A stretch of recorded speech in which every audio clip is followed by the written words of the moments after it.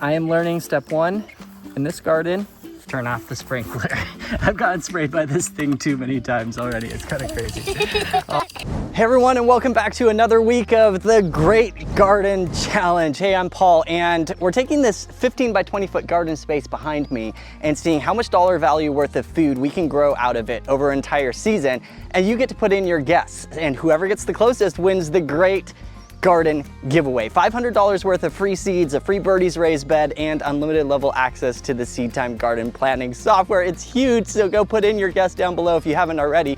There's a link down in the description below. Last week, we tried out a new sprinkler irrigation system. It didn't work, and other things happened last week as well. Drop down, there's a link in the description to go catch up with everything that you've missed if you missed it. And let's talk about this week, because it started with that same sprinkler irrigation system, and then trellising and seeding more things and a lot of other things like that coming right up. But first, if you want to make a huge impact in the world and grow your garden at the same time, then check out our fundraiser during this series, because we are raising funds to lift 100 families out of poverty into an abundant life. These funds are going to an organization called Farm Stew that teaches and equips people how to grow their own food and even sell it to the community, and lifts them out of poverty, which is really awesome. So check it out in the description below.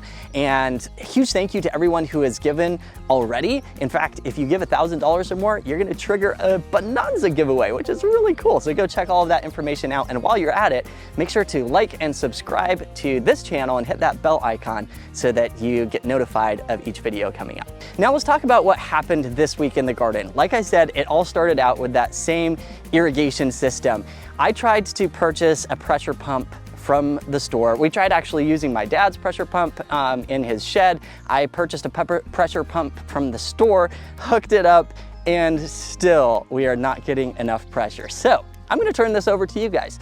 If any of you can figure out how to get enough pressure for us to make all of my little sprinkler heads shoot like crazy all over the garden, then you're gonna win a pretty awesome prize. It's going from a regular garden hose down to a 1/2-inch header line, down to a 1/4-inch lines, very small lines, down to the actual sprinkler heads, and I've got a lot of them in the garden here. Don't remember exactly how many. It's like 4, 5 times 6, I don't know, 30-ish or something.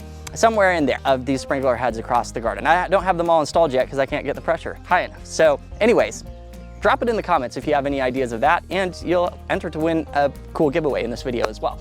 So one of the things that we've got to do with this garden challenge is to compare prices with local grocery stores. And so I've come into town here, and I'm going to primarily be looking at the cool weather crops, because I think I want to wait for some of the warm weather crops until more of those are in season and are in the stores in season. And I'm going to specifically be looking at the prices here at Whole Foods. I'm comparing to Whole Foods here because our garden produce is top of the line quality. You can't get this stuff at Kroger's, right? The taste is absolutely phenomenal, and so I want to compare it with some of the best market produce out there. So let's go inside and we'll see what we find. Okay, so I came over to the scale and we're going to be weighing these kales. So this is 0.74 for this bunch, 0.6 for this bunch, and 0.83 for this bunch. Okay, so I got the averages of the 3 bunches of kale, divided it by the price, and came out to about $3.44 per pound. So now we got to go do that with each of the other veggies too. Now, not everything was in Whole Foods, so I ended up chat GPTing and Googling some things, and I'm mostly working on the cooler weather crops right now because those are the ones that we're harvesting out of. I'm weighing the crops, taking several bunches if they're by the bunch, weighing them, averaging it out, and then we're going to be using that to calculate our total dollar value from the garden. After that, I went and stopped down at Tractor Supply and got us some cattle panels to set up my arch trellis. Here's a quick little story. My wife and kids went early to her families this week, so unfortunately I'm home alone, but they took the car. I'm going to be joining them coming up on Wednesday, so that'll be great. But what ended up happening is I decided to rent a car while they were gone. So I went to the rental and I rented a compact car because I just wanted something cheap, something quick, easy. So I rented a compact, arrived at the rental, and I had rented it as a one-way. We live a little ways out from the main city. And so I wanted to go at a one-way from our rental place. I'm going to drop it off at the airport when I fly out to join the family. And so I'm going through all of the details with the rental, and the guy is getting ready to hand me the keys to a car, and he's like, oh, wait a second, this is one way. I can't give you that car. He's gonna be like a Sonata or something. I can't give you that car. They only let me rent one-way vehicle, certain vehicles for one ways. So he turns around, he's like, or he's standing there and he's like, well, I've got 2 trucks that you can use. So believe it or not, I rented a compact, and this is what they gave me. Sure enough, big, huge 6-seater Dodge Ram. And it turns out to be a huge blessing, because I just came in here to town to get our cattle panels. We just loaded these things up. I've got 5 of these panels on here.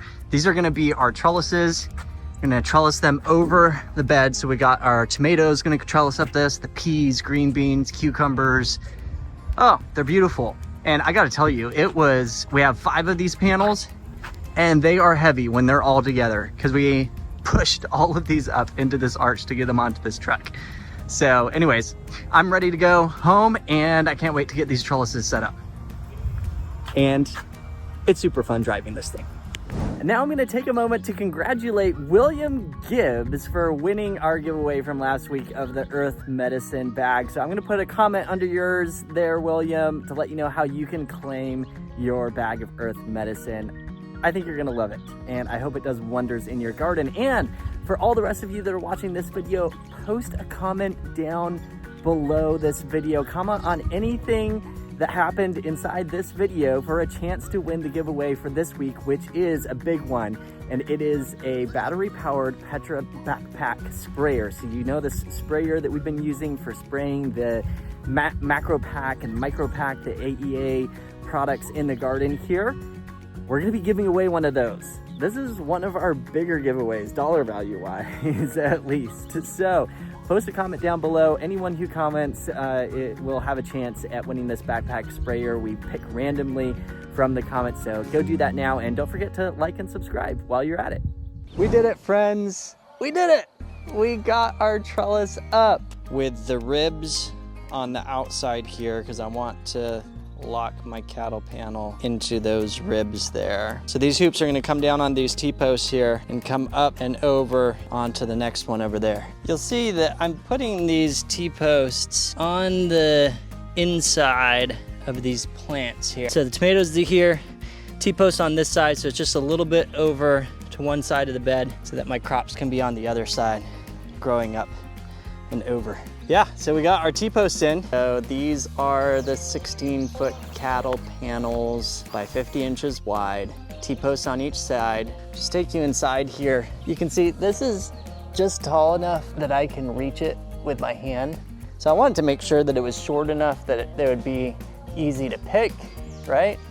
But tall enough to also give plenty of space for these plants to grow. These indeterminate tomatoes are probably gonna grow clear over the top and start down the other side if they go all season, which that's the plan. We'll see what happens, and woo, our trellis is finally up. Doesn't it look nice? All right. Now, if you want a cheaper way to get these, I would look on Facebook Marketplace. I did that personally, and there was one person that had 1 panel, but I needed 5. And earlier there was someone, I just didn't have enough time to be watching over a longer period of time to see when they would come up. So if you're interested in this and you want to get it cheaper, check there and watch over time to see when they become available. Otherwise, I got these from Tractor Supply. We had T-posts in our garden already, so my dad came out and helped me actually install these. We put in the T-post in lines down on each bed, bent the cattle panels over, took twine, wire, and wired them onto the T-post. It holds them straight up and down on the sides, makes a beautiful arch over the top, and I can't wait to trellis up our plants. In fact, later on, I came and actually trellised up our peas with some jute twine. It's biodegradable, and I just tied them onto each pea plant and tied them up onto the trellis. I did the same with our cucumbers, and we're gonna end up doing that with our tomatoes as they get taller and grow up onto this trellis. We also had some really awesome harvests from this garden. This week, we picked our first kale bunch, which is really cool, and our first parsley and our first basil. So I'm gonna be adding those into our spreadsheet. And by the way, I'm gonna put a link down in the description to our spreadsheet that is keeping track of everything that is being harvested in this garden so far. So you can watch and keep track of it as we go along, which is gonna be a lot of fun. So definitely check that out down below, and soon I'll be adding the dollar values for everything so you can see the total running total. It's gonna be really great. In addition to the harvest and putting up our trellis, we also needed to seed some tomatoes because we have some determinate tomatoes that are gonna go inside this greens bed for a midsummer harvest. I'm gonna take these old blocks. These are the green onions that just did not germinate well at all. We will remake them, mash them up, wet them down. So we'll get this ready and we'll make up some blocks. And now it's time for tomatoes. So these are our bush early girls. They're fast maturing and they're just gonna be a bush type tomato. And we'll seed these in here. Now I'm just gonna pinch these, cover them up with a little bit of soil, then we're gonna put them on the heat mat and let them germinate as well. Let's fill her up with some water. Okay, if you have not watched the earlier videos about this self-watering system, you have got to go check it out because this saves so much time with your seed starts. I mean, literally most of the time, we just forget them and let them grow under the lights over here. So this tray has little wicks underneath it that hang down into the water down below. So I'm just gonna set that in there and that's it.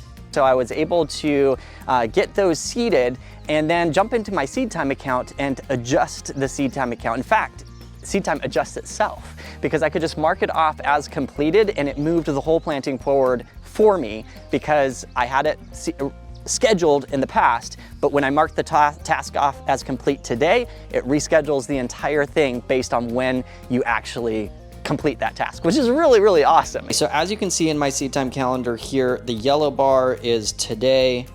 My seeding of my tomatoes really should have happened last week according to my plan. But good news, no worries. I can come over to my task list. It's gonna say overdue seeding tomatoes, the bush early girl ones. I can come and mark it off as complete and it's gonna say, hey, this is an overdue task. Do you really wanna mark it off complete today or did you do it in the past? Well, I did it today, so I'm gonna say yes. And magically, if I come back over to the calendar and go back down to my tomatoes, watch this.